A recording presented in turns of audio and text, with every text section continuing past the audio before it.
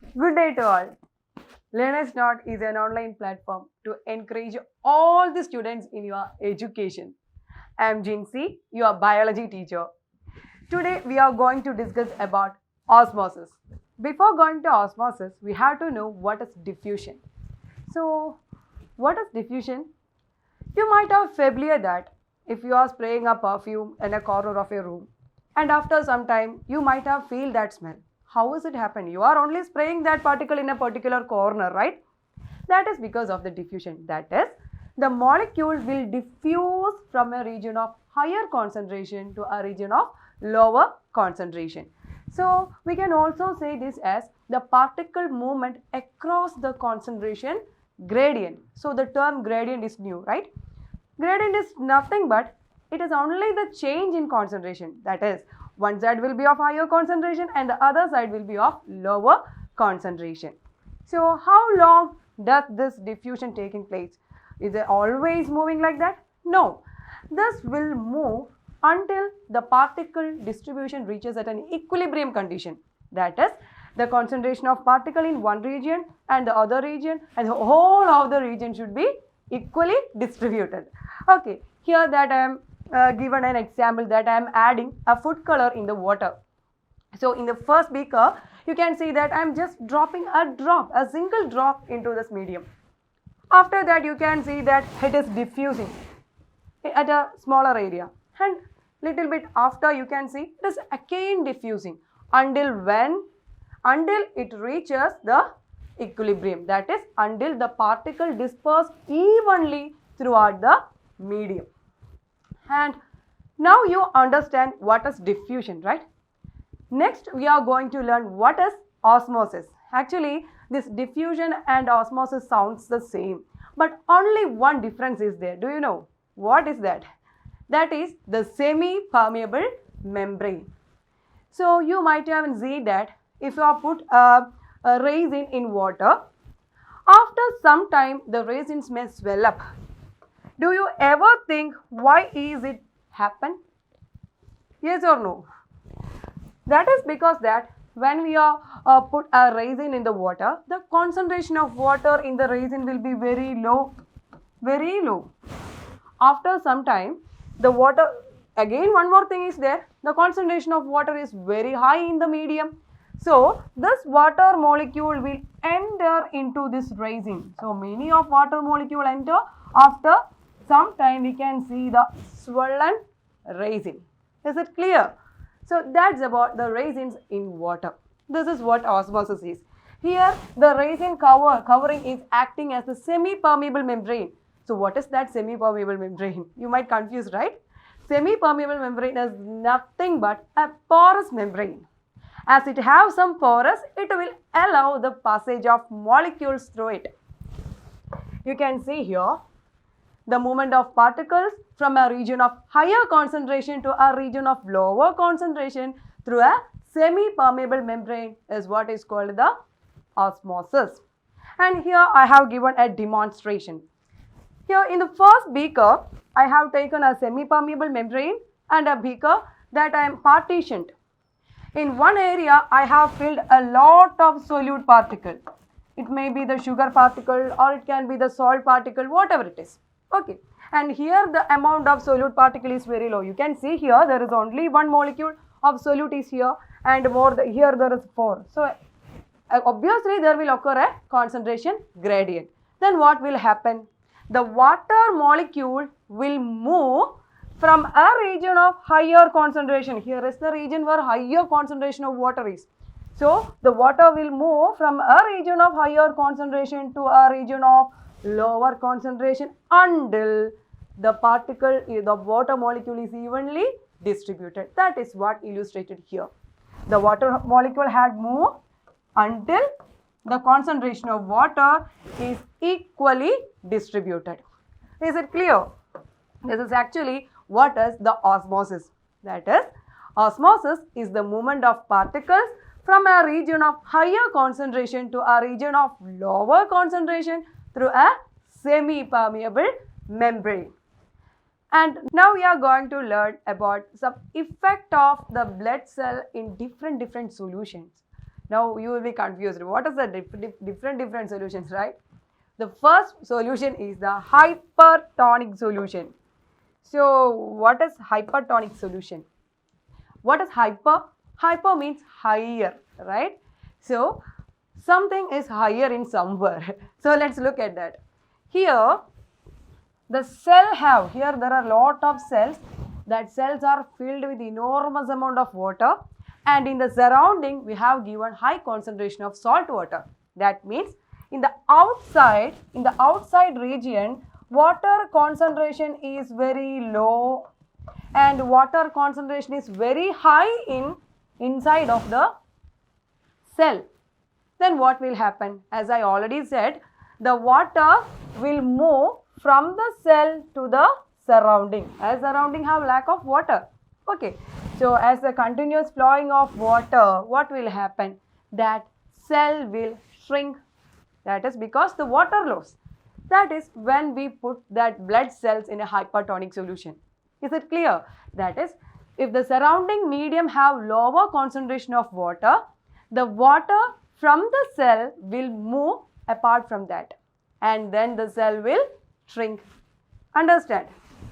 And next we are going to deal about hypertonic solution. Here hypo, that means very low. What is hypertonic solution? Let's look at that. If you have put a cell in a hypertonic solution, here the concentration of water inside the cell was initially very low. Initially the water concentration inside the cell was very low, as we have seen in the resin, right?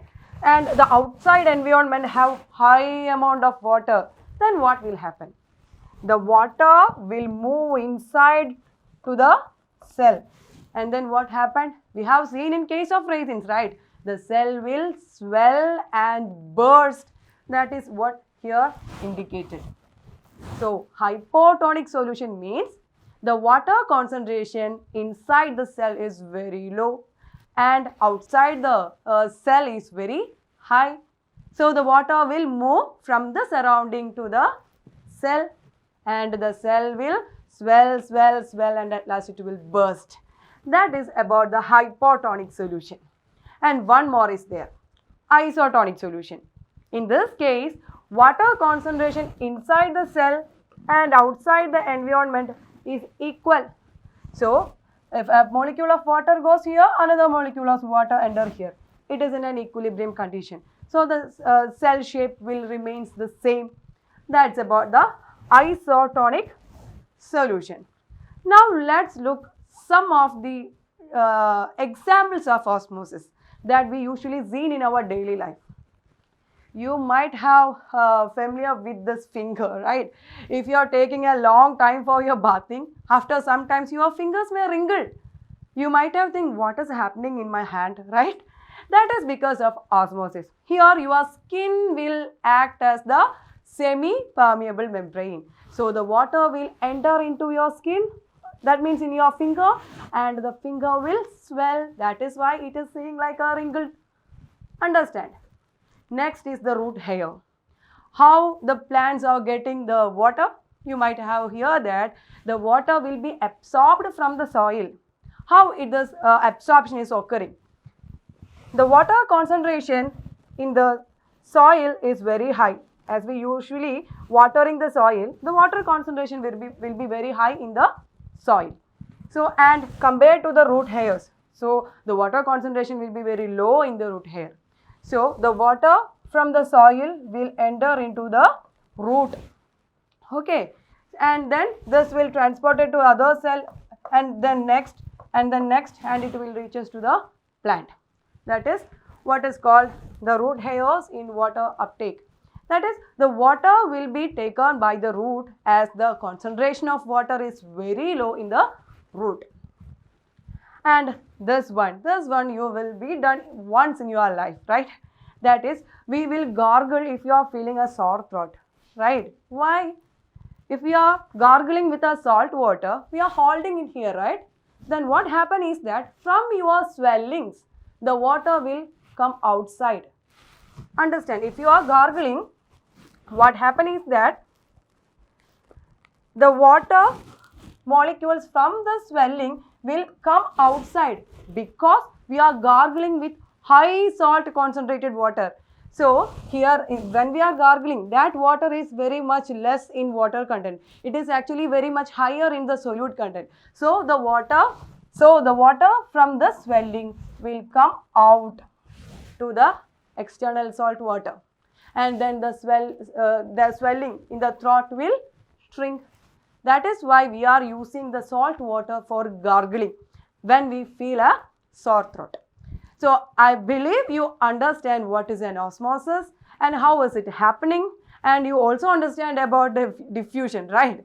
So you might have understand all the examples, the effect of blood cell in the solution. That is very important. Hypotonic, hypertonic and isotonic. We have learned about osmosis theory part. Now we are going to experience it. Are you interested in experiencing? So that I have taken some chemicals, starch powder. So let's go through that. This is a beaker with some amount of water. And I have taken an empty beaker. Then a bowl with starch powder. And a bottle of iodine solution. Then for taking the starch powder, I have taken a spatula. Then for mixing, I have taken a glass rod. Then for taking the sample, I have taken a filler. Now let's go through the experiment. So first, I am going to fill this empty bowl with the water. Yes. And secondly, I am going to fill it with some starch powder. So for that, I am taking the starch powder and I am just put this into this water.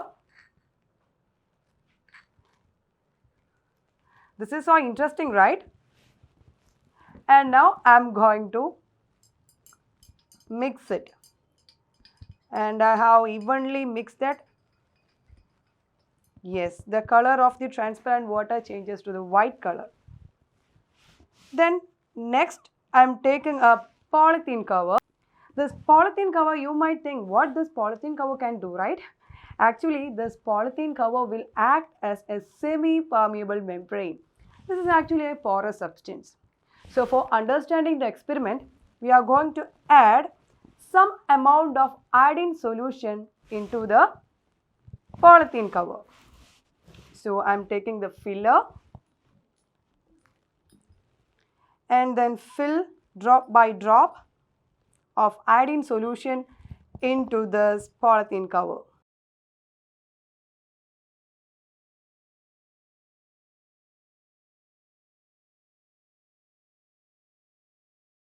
Now we have filled this polythene cover with the iodine solution. You can see here, right? I am just rubbing the outer side. Okay.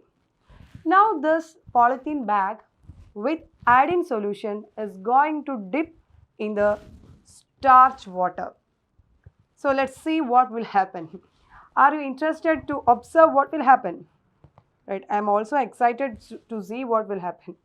And I am just dipped the iodine solution containing polythene bag in the starch solution.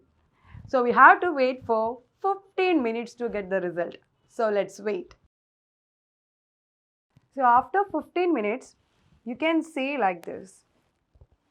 The iodine solution in this polythene bag will come to the starch solution. And you can see the color change also, right? The white colored starch solution have turned the color into bluish black color. This is what the osmosis is.